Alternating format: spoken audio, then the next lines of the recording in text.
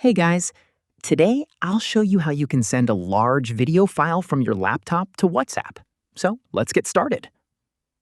First, locate the video file on your computer that you want to send. You can even right-click the file and go to Properties to check its size.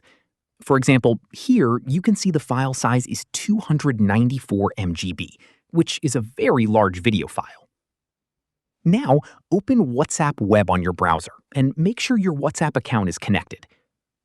Once you're inside your chats, open the conversation where you want to send the video. Here's the important part.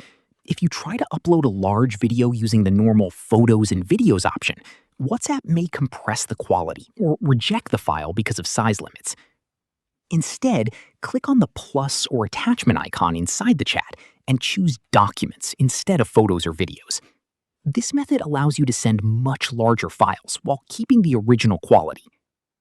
After clicking Documents, browse through your computer and select the large video file you want to send. Once you choose the file, click Open.